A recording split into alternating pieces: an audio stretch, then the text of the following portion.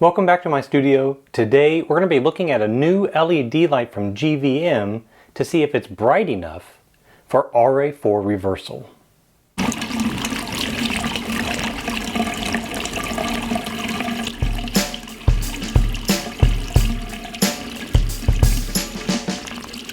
Since I don't have access to my darkroom right now, as you saw in the last video, and this is probably going to be the last video made in the studio, which is just a spare bedroom in this house, as we are in the process of moving, I wanted to try out this new light. Now, GVM sent this to me. They've been sending it out to a lot of other YouTube channels, I would suspect. They sent this to me to try out and review, as well as the microphone that I'm using. I'll talk about that as well a little bit. But I wanted to see if it was bright enough. I've done a couple of these review type things because they're sending me the equipment, and it's nice to get some free equipment every now and then, being the channel size that we are. But I was kind of done. I really didn't want to do any more. But the specs on this thing that they sent me suggested that it might be bright enough for RA4 reversal. Now, in the video we did previously on that same subject, where I talked about the different filtration, I used one of the other LED lights that had been sent to me before. It's the same light I used in a darkroom self-portrait, and I had a softbox on it, 3-foot octabox. In fact, that's what I'm using right now. And at full power with the filtration on the camera, I was still at a 4-second exposure time. 4-second exposure time is really, really hard for a portrait. This light, however, I suspect we may get a little bit faster. I'm hoping we get a lot faster. So we're going to try it out. So we're going to talk about the light a little bit, and then we'll run it through some tests and see what we come up with. Now, this is intended mostly for video, but you certainly can use it as a hot light for still photography. The unit works as a monolight. It's very, very heavy. I've got it on this very heavy light stand, and it almost bent my C-stand, the extension arm on that, because it's so heavy. We have a very large control box where we are able to change power and our color temperature. And the color temperature on this runs from 2700K all the way up to 6800K.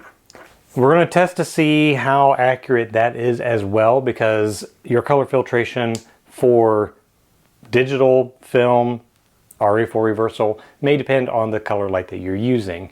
Now, this light I have right here is set at 5500, and it comes out fairly accurate.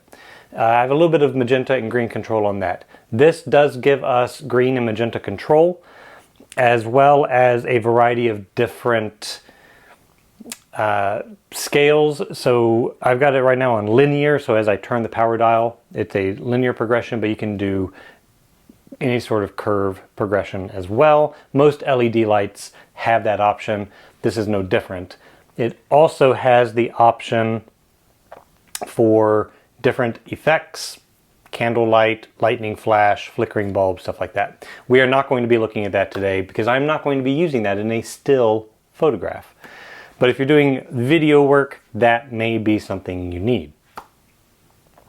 What interested me in this light, aside from the potential for pure brightness, is also it's advertised as having the same brightness as you shift from warm to cool colored light. Now, it is not an RGB, it is only bicolor, so warm to cool white. Most of these, because they use two different COB or COB chips for the light, you would have full brightness at warm, full brightness at cool, and then somewhere in between you'd have both of them at full brightness, and your peak brightness of that bell curve would be somewhere in the 4000 range K.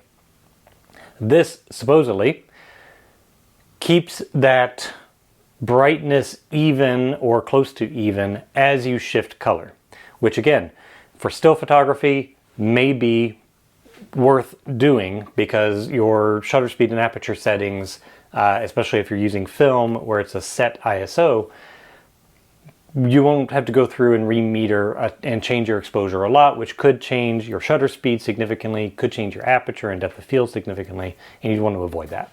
Okay, so let's stop talking about this thing and start looking at how it works. Now, I talked about brightness. This light that I have on me right now, it's about, well, arm length. For me, that's about 2 feet, maybe a little longer than 2 feet. And that's where the Softbox front diffusion panel is. It's at full power. My video camera is on an ISO of 320 at a 50th of a second f4. Full power, and it's got me lit just about right. This is also lit about right. We're going to use my phone here in a little bit. It's a little on the brighter side, so I would say it's probably a little brighter than the other light. And it's at 1% power. 100%? 1%. That's what gives me hope. So let's go through and first measure its color. Now, I will say, having played with this a little bit, if you turn it on and measure color, you're going to be very, very disappointed. It does not match at all. If you allow it to warm up 20-30 minutes, then it starts to get more accurate color. So I have it set currently at 2700. It is at 1% power. Let's move that up. I don't think any of these lights are going to give you accurate color at 1% output. So let's turn it up to 50%. That's still pretty bright. But we're going to go with this. We're going to stay about close to a meter, a little less than a meter away. And at 50%, I had to adjust the aperture on the video camera to f13. Let's see what we get. Okay, it says under, so it's actually warmer than it can measure. All right, so there it can actually start to measure. My light meter bottoms out at 2700. This says 3000K. This says 2730. It's close, couple hundred off. Let's keep going up the scale.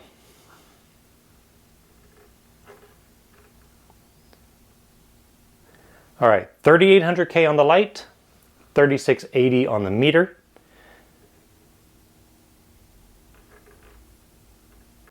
$4,700 on the light, 4,500 on the meter. Again, we're close, not perfect, but close.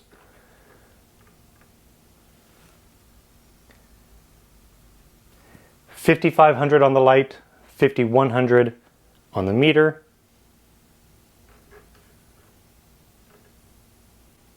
All right, maxed out at 6,800 on the light, 6,400K on the meter. So it's a little bit off, not significantly off, so that's good. So now let's see if our brightness stays approximately the same as the color changes. We're also going to talk about just the sheer brightness. So let's get our meter on. We are at 50% power. Let's get a measurement. The background is a medium gray paper, so we're already using just a reflective meter. So this is a good supplement for either an incident or reflected meter. This is in reflective meter mode. And I am using Light Meter app on my iPhone. This is an iPhone 12, just for reference. And we are at an ISO of 200. Let's change that to 100. And let's use f5.6 as a reference. We are at 1/600th of a second. At ISO 100, 5.6, 1/600th of a second. So 50% power. Now this is all the way warm. So let's go to 3,400. Okay, it's changed a third of a stop brighter. Let's go to 4,700. Actually, let's do 44. Okay, that stayed even. Go 48. even, 55. We did change 1/3 of a stop, so we're now 2/3 of a stop brighter than all the way warm, only 1/3 of a stop brighter than 3400, 44, and 4800. Let's keep going. Let's go up to 6000. Same. Let's go to 68. All right, so at 50% power, we have no more than 2/3 of a stop variation as we go from all the way warm to all the way cool. Not too bad. Right in the middle, we are in the middle of the color scale, we're in the middle of the exposure scale. So that's not too bad. We vary 1/3 stop lower light as we get warmer, 1/3 stop brighter as we get cooler. Not hugely significant, easily correctable. Okay, let's talk about sheer brightness. So let's take this to 5500. Now we'll put it at 5000. So we have 5000K. And let's put this back at 1%. Now I've changed the video camera here to auto ISO, so it's going to kind of calibrate as we go along. We've got our 1% brightness here, and we're going to have a lot of influence from this at this point, so let's turn that light off and we'll deal with just this and how it goes. All right, so here I am, nice silhouette. Get myself in the light. So 1% ISO 100, sticking with the 5.6 reference point, 1% power, we're at 1/30th of a second. Now, let's go up to 10%.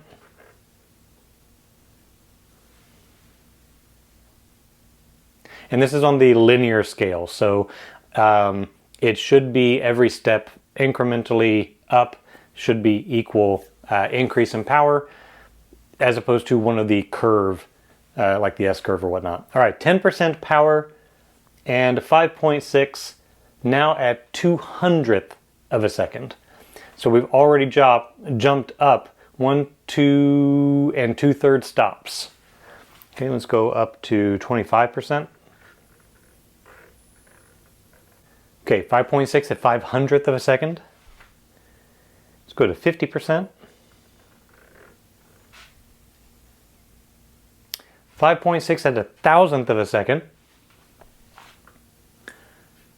As you can see, I'm becoming more and more silhouetted. I get in here. Oh gosh, it's so bright.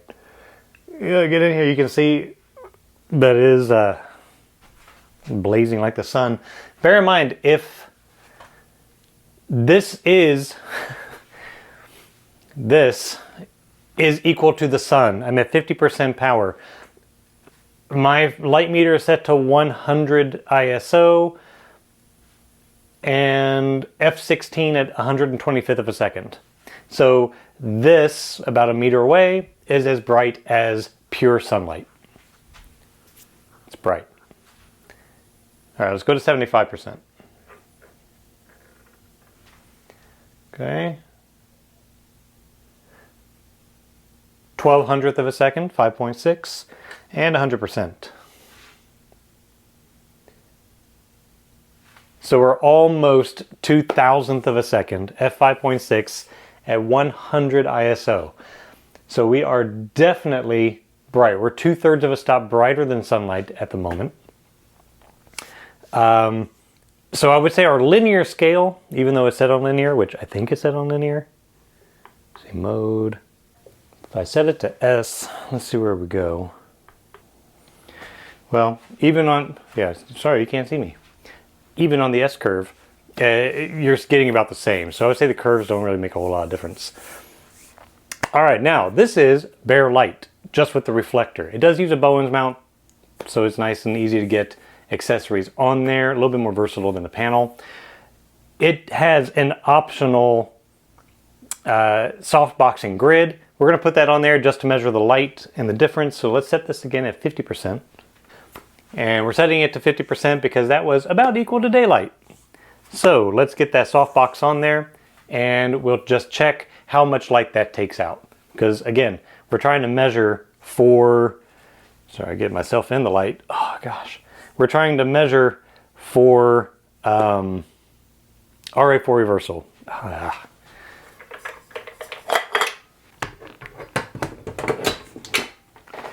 Okay, here we go. And this is a softbox. Let me turn that light on. So now that we have the room light, or the other light back on, you can see this. This is one of those neat little pop-up soft boxes that's available. Again, it's a Bowens mount. Instead of the traditional softbox, like what's up here, where the rods can come out and you put them into the ring, this is a permanent speed ring. Sets up very easy, folds down like an umbrella, basically. Right now it's got double diffusion and the grid on it. So this is as diffused and reduced light as possible at 50%. And our 50% setting was 1,000th of a second at f5.6, or again, 1/25th at f16. We're going to turn this light back off just so we can eliminate that as an influence on what's being measured here. And then we'll take the grid off, do the same. Okay, measuring this. Instead of f16 at 1/25th, it's f16 at 25th of a second. So we have reduced quite a bit. That would be 1, 2 1/3 stop. Well, yeah, 2 1/3 stops. So that's fully reduced with the grid and everything. So let's take the grid off.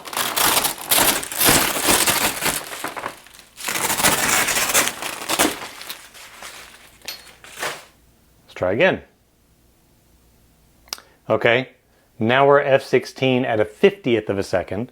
So we're only really a stop, maybe a stop and a third from the 70-16 rule.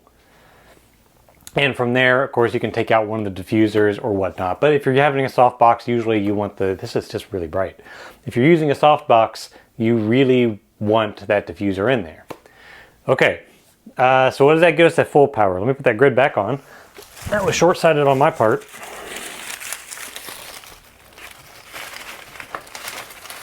Because ultimately, we're going to take test shots of RA4 reversal with each of these and see what the effects are. Okay. Full power. With the grid, f16 and a 40th of a second. So if we have my camera at full wide aperture of 5.6, then we're going to get what? I use an ISO of 3 and then take another couple of stops. We're looking at about a half a second exposure. So we're going to go ahead and set up the 4x5 camera and take some 4x5 RA4 reversal self-portraits, because I'm the only one here. And we'll see what we come up with. So let's go ahead and just cue the test shots and talk about them a little bit. So here you can see in my test shot with the grid and softbox all in place, half a second at 5.6, and I'm getting fairly good exposure. Of course, it's very high contrast. That's just how the paper material reacts. I do have 2 lights supplementing. I've got a background light, which is the same light I was shooting the video with, lighting myself, not the GVM. And then I have one of GVM's panel lights as a fill light on my feet. Those still come through a little bit, but we do have half a second exposure. So that's much improved over the 4-second exposure before. That's what, 1, 2, 3 stops more light in that regard. Now, if we go ahead and take the grid off and use the softbox by itself, we are at a 1/4 second. So we gained a full stop exposure, but Because of the inverse square law of light, we're actually now overpowering the fill light on my feet. You can see that the background light is not quite as full because of the brightness. Obviously, it was very bright and I'm squinting. But we are losing the feet almost completely because that fill light is now overpowered. The background light not as influential, even at full power as it was. And then if we take that softbox off and replace it with the reflector, we are now at a weird circumstance. And we have something that I was not really anticipating. According to the light meter at f5.6, I should be getting a shutter speed of 125th of a second. That is fantastic shutter speed for a portrait. The problem that I was coming up across is that I am now running into reciprocity failure for the paper. Now, when we think of reciprocity failure, we're thinking in terms of film. When we have a very long exposure, we're not getting enough exposure on the film to create the image. It's very underexposed. We have to give it extra time. You can actually have reciprocity failure the other way if the exposure is too short. Now, Edgerton ran into this when he was taking the photographs of the bullet passing through an apple and other things like that. He had to use a much brighter flash than metered because the exposure time was so short. And that's what I'm running into here. The exposure time is too short for photo paper. Be perfect for film. 1/25th of a second is fantastic for film. But film isn't this slow. If I were using like a glass plate or something like that, I think it would work okay. But for the paper, it's too short. So the image came out completely black, underexposed. I actually had to expose this final shot again at a 1/4 second. The same as with the softbox as without. Because yes, I have more light, but it's not enough light. I need exponentially more light to get beyond the reciprocity failure of such a short exposure time. And that does sort of explain why some of the other practitioners of RA4 reversal that do use flash find that they have to use like a 10,000 watt seconds of light. It's not that they need so much power for brightness, it's that the flash exposure is so short that extra power is needed to overcome that reciprocity failure. So this light is brighter, it gives me somewhat decent exposure times at 1/4 and 1/2 a second, but even at its brightest potential, it's not bright enough to get over that reciprocity failure. I think I would have to have probably 4 or 5 of these units to get enough exposure to do what's needed for a exposure of that fraction of a second. So, interesting result, not what I was anticipating. Is this light good for this portraiture? Yes. Do you think, or do I think, I can get good results with just one light? Maybe. Maybe how you use it and how you shape that light. The way I was using it with the softbox right above me, it gave very high contrast results, and that's because I've got the light very close to me. It's going to light my face appropriately, but as it gets further away, it doesn't even take very long before that light falls off to the point of being completely black. And we can see that when I take the softbox off. The dimmer the light is, a little bit longer exposure, but it's starting to reach other areas. A little bit of fill light helps. So, interesting result. Wasn't anticipating, but I think it's workable. Now, I do want to thank GVM for sending this light to me. This is the 650B, very bright light. It runs around $1,000, so it is not for the faint of heart, but it is far less than the 4 Speedotron packs and the 105 head that you would need for a flash unit. I have the 4 packs, I don't have the head. One day we'll get one and we'll test that out. I also want to thank them for sending this microphone set to me. We are trying this out today, and it is very handy. Comes in a rechargeable case, much like Apple AirPods, where you charge the case and the case charges the microphones and the receiver, and works pretty well. And it's a nice little system, so you can get a quick little boost of charge, as well as being compact and wireless. So thanks to GVM for both of these things. I hope if you are looking to shoot some RA4 reversal, that this sort of experience with the light gives you a little bit of hope for artificial lighting, that you don't necessarily have to go out and get every speed light or power pack in the world to try to light something, and you can get a somewhat reasonable exposure time. So as we move this studio and everything over to the new house, we'll try to do more videos that have content with RA4 Reversal. Until then, thanks for watching, and we'll see you as soon as we can.